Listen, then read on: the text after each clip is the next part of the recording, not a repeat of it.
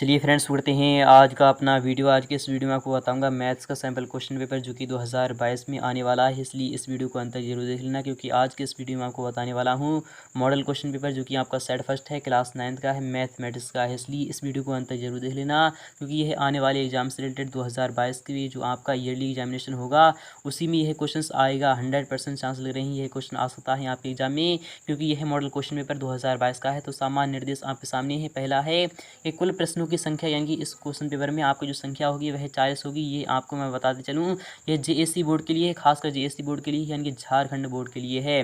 सभी वैकल्पिक क्वेश्चन होंगे, यानी कि आपके सभी मल्टीपल चॉइस क्वेश्चन होंगे। सभी प्रश्न 1 अंक के स्तरीय हैं, यानी कि आपको जितने भी क्वेश्चन दिए जाएंगे सभी क्वेश्चन का जवाब अगर आपने दे दिया तो आपको 40 अंक मिल जाएंगे, अर्थात एक क्वेश्चन का जवाब देने पर आपको 1 ही अंक मिलेगा पूर्णांक, यानी कि 40 मार्क्स का आपका यह क्वेश्चन पेपर है। तो फिलहाल कि आपका पहला क्वेश्चन आ चुका है, काफ़ी महत्वपूर्ण होने वाला है। तो फ्रेंड्स इस वीडियो को अंत तक यहाँ से जरूर देख लेना, क्योंकि आपका यही एग्जाम में क्वेश्चन आ सकता है। तो पहला वाला क्वेश्चन क्या कह रहा है कि निम्नलिखित में से कौन परिमेय संख्या है। तो कौन सी इसमें परिमेय संख्या है? क्या 0 एक परिमेय संख्या है, या फिर √2 क्या ये एक परिमेय यानी कि परिमेय संख्या है, या फिर पाई एक परिमेय संख्या है, या फिर इनमें से कोई नहीं? तो आप सभी को पता होगा कि परिमेय संख्या क्या होती है, जिसे हम P/Q के रूप में लिख सकते हैं। तो 0 को हम P/Q के रूप में लिख सकते हैं, क्योंकि जब हम इसके बटे में 1 लगा देते हैं तो इस पर कोई भी फर्क नहीं पड़ता है, ये 0 का 0 ही रहता है। इसलिए आपका विकल्प यहाँ पर पहला वाला सही हो जाएगा। बट आपका जो √2 है वह एक अपरिमेय संख्या है, और पाई भी एक अपरिमेय संख्या होती है। सेकंड वाला क्वेश्चन भी काफ़ी महत्वपूर्ण होने वाला है। यहाँ पर कह रहा है कि इनमें से कौन परिमेय संख्या 3 और 4 के बीच स्थित होती है। यहाँ पर कह रहा है 3 और 4 के बीच कौन सी परिमेय संख्या है जो कि इसके इन दोनों के बीच में यानी कि स्थित होती है। तो आपका विकल्प क्या पहला वाला यहाँ पर सही हो जाएगा। तो 3/2 को हम जब देखते हैं तो आपका क्या आंसर निकल कर आता है, तो 1.5 निकल कर आता है, जो कि आपकी 3 से छोटी है। क्या 7/2 क्या यह 3 और 4 के बीच में स्थित है? हाँ, 7/2 3 और 4 के बीच में स्थित है, क्योंकि 3.5 इसका आंसर निकल कर आ रहा है। कितना आ रहा है? 3.5 3 और 4 के बीच की स्थित होती है, इसलिए आपका विकल्प यहाँ पर सेकंड वाला सही हो जाएगा। नेक्स्ट क्वेश्चन भी काफ़ी महत्वपूर्ण होने वाला है। यहाँ पर थर्ड वाला क्वेश्चन क्या कह रहा है, निम्नलिखित में से अपरिमेय संख्या कौन सी है। जैसा कि मैंने अभी पहले क्वेश्चन में बताया था कि जिसे हम P/Q के रूप में नहीं लिख सकते उसे हम क्या कहते हैं, तो अपरिमेय संख्या कहते हैं। तो पाई एक अपरिमेय संख्या है, बट पाई की जो वैल्यू होती है 22/7 वो आपकी परिमेय संख्या होती है। तो फिलहाल क्या आपका जो पाई होती है वह आपका अपरिमेय संख्या होती है, इसलिए आपका विकल्प चौथा वाला सही हो जाएगा। यहाँ पर चौथे वाले क्वेश्चन में क्या कह रहा है कि पाई क्या है। तो पाई अभी भी बताया है कि पाई एक अपरिमेय संख्या होती है, इसलिए आपका विकल्प यहाँ पर सेकंड वाला सही हो जाएगा। नेक्स्ट क्वेश्चन भी काफ़ी महत्वपूर्ण होने वाला है। क्वेश्चन 5 क्या कह रहा है, यहाँ पर कह रहा है कि 36/100 का दशमलव प्रसार क्या होगा। तो शांत होगा, या फिर अनावसानी यानी कि आवर्ती होगा, या फिर यानी कि अनवसानी अनावर्ती होगा, या फिर इनमें से कोई नहीं? तो आपका विकल्प यहाँ पर पहला वाला सही हो जाएगा, यानी कि शांत हो जाएगा, क्योंकि 0.36 ही इसका दशमलव प्रसार आएगा, इसलिए यह शांत हो जाता है, इसलिए आपका विकल्प यहाँ पर पहला वाला ही सही हो जाएगा। नेक्स्ट क्वेश्चन भी काफ़ी महत्वपूर्ण होने वाला है। यहाँ पर कह रहा है कि 5 + यानी कि √5 × 5 - √5 किसके बराबर होता है। तो आपको ये फॉर्मूला पता होगा, a + b और a - b बराबर क्या होता है, यानी कि a + b और a - b बराबर क्या होता है आपका, तो a² - b² होता है। तो स्क्वायर a का स्क्वायर कर दीजिए, यानी 25 आपका हो जाएगा, और b का स्क्वायर कर दीजिए, यानी कि √5 का जो आप स्क्वायर करते हैं तो आपका 5 आ जाता है, यानी कि आपका विकल्प कुल मिलाकर यानी कि 20 आ जाएगा, क्योंकि 25 में जो आपका नहीं 5 जाएगा तो आपका यानी कि 20 ही बचेगा, इसलिए आपका विकल्प यहाँ पर चौथा वाला सही हो जाएगा। नेक्स्ट क्वेश्चन भी काफ़ी महत्वपूर्ण होने वाला है। क्वेश्चन 7 क्या कह रहा है कि इनमें से कौन एक चरमी बहुपद है। तो आपका विकल्प क्या ये पहला वाला सही हो जाएगा, यानी कि x² + 2x + 1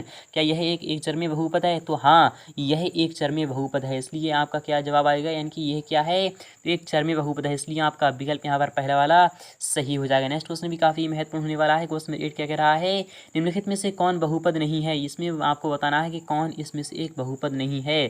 क्या यानी कि 3 यानी कि √x + x √2 क्या यह बहुपद नहीं है, या फिर y + 2y यानी कि 2y क्या यह बहुपद नहीं है, या फिर ये बहुपद नहीं है, या फिर ये बहुपद नहीं है। तो फिलहाल क्या जो आपका विकल्प हो जाएगा तो वो आपका ऑप्शन नंबर यानी कि पहला वाला सही हो जाएगा, क्योंकि ये एक बहुपद नहीं है। क्वेश्चन नंबर 10 भी यानी क्वेश्चन नंबर 9 भी काफ़ी महत्वपूर्ण होने वाला है। क्वेश्चन नंबर 9 क्या कह रहा है कि x = 1 के लिए बहुपद 5x माइनस 4x² प्लस 3 का मान क्या होगा, तो मैं आपको बता रहा हूँ x इक्वल टू 1 रखना है आपको। तो 5 यानी कि 5 को हम x के स्थान पर जब हम 1 रखते हैं तो आपका इस तरीके से आता है।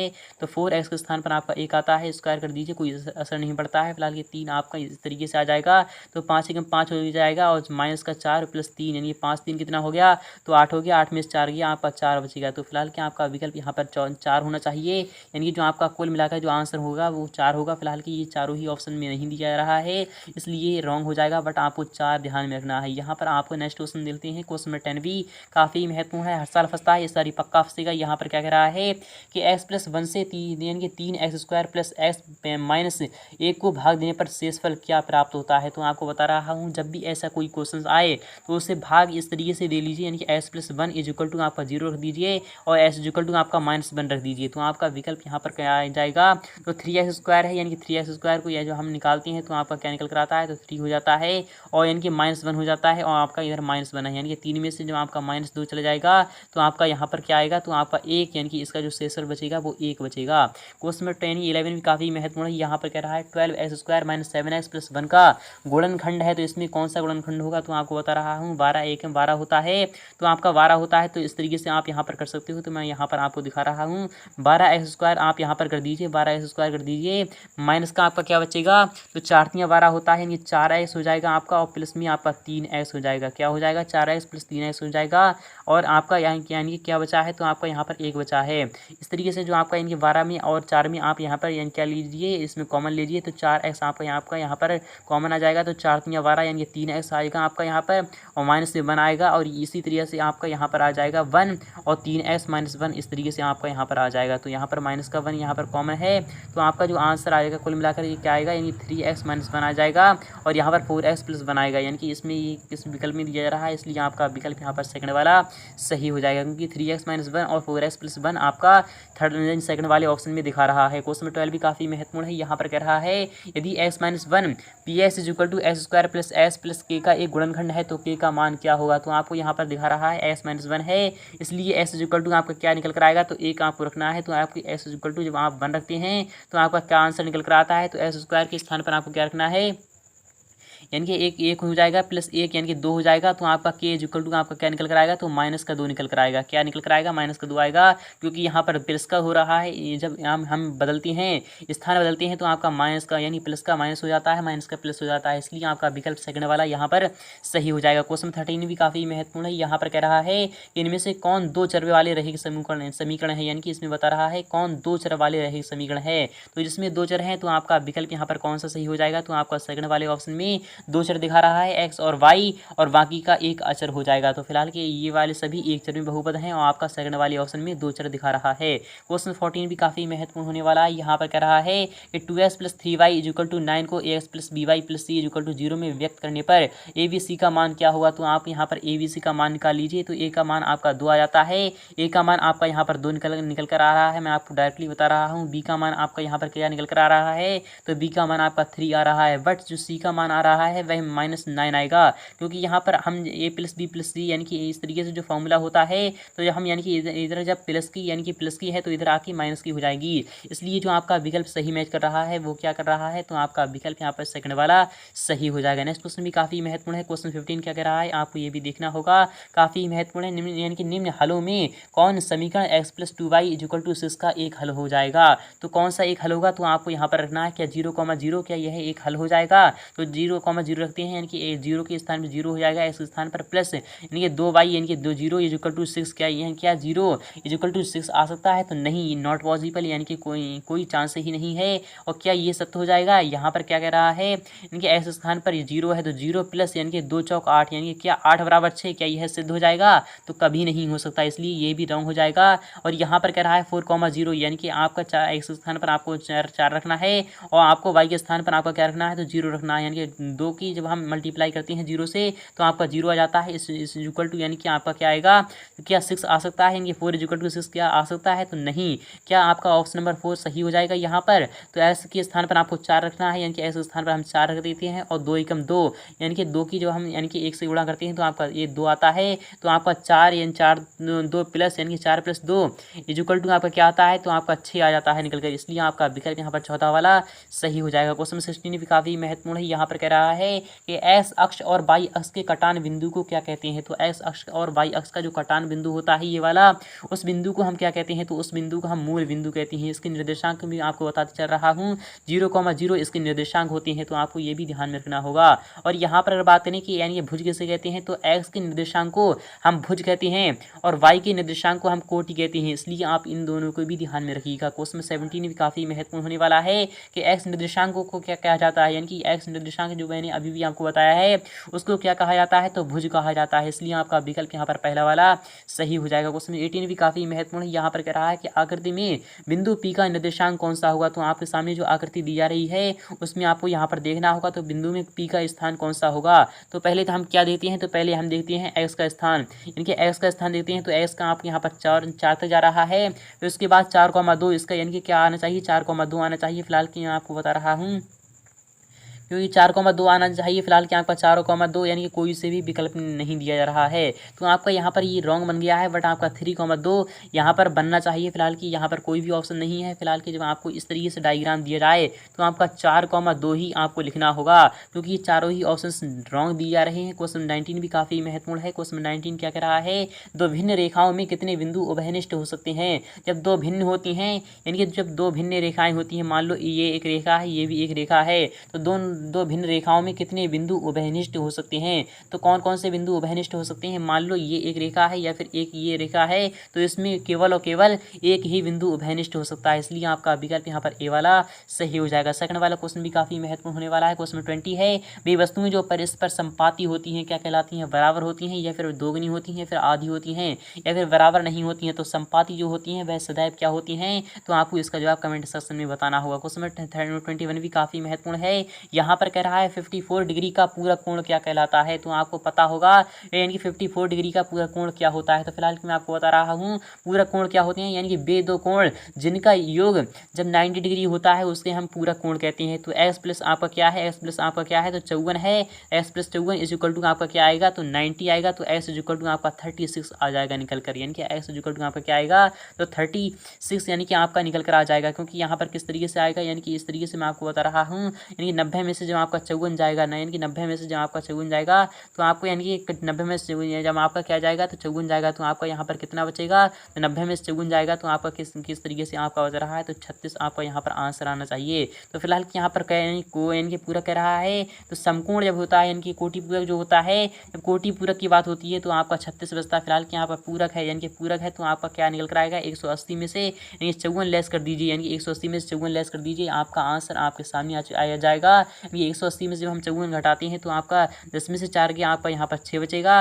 और यहाँ पर इस तरीके से आपका यहाँ पर क्या बचेगा, यानी कि 6 में से यानी कि आपका यहाँ पर क्या बचा, तो 7 में से 5 गया, यानी कि आपका क्या 17 में से जो आपका 5 जाएगा तो आपका क्या बचेगा, तो 100 यानी कि 17 में से जो आपका 5 जाएगा तो आपका क्या बचेगा, तो आपका 12 बचेगा। 126 डिग्री यहाँ पर होना चाहिए और यहाँ पर कोटि पूरक कहता है। तो फिलहाल की जो आपका जो सही जवाब होगा वह कौन सा होगा, यानी कि 54 डिग्री का जो पूरा कोण है वह कौन सा है, तो 36 डिग्री होना चाहिए। फिलहाल की ये चारों ही ऑप्शन रॉन्ग हो जाएंगे आपके, यानी कि चारों ही ऑप्शन में कोई भी 54 डिग्री का पूरा कोण नहीं है। इसलिए आपका विकल्प यहाँ पर एक भी सही नहीं होगा। क्वेश्चन 22 भी काफी महत्वपूर्ण है। 68 डिग्री का संपूरक कोण क्या है। तो आपको मैं बता रहा हूँ संपूरक जो कोण होता है, जैसा कि मैंने अभी आपको बताया है, संपूरक कोण जो होता है यानी कोटि पूरक या फिर संपूरक, जब ऐसी कोई बात होती है तो आपको पता होना चाहिए। यानी 68 डिग्री का जो संपूरक कोण होता है तो वह क्या होता है, तो वह सदैव क्या होता है, तो मैं आपको बता रहा हूँ वही होता है आपका क्या होता है, तो आपका 112 डिग्री होता है। क्योंकि 180 प्लस यानी कि 112 डिग्री यानी 112 प्लस 68 आपका क्या होता है, तो आप यहाँ पर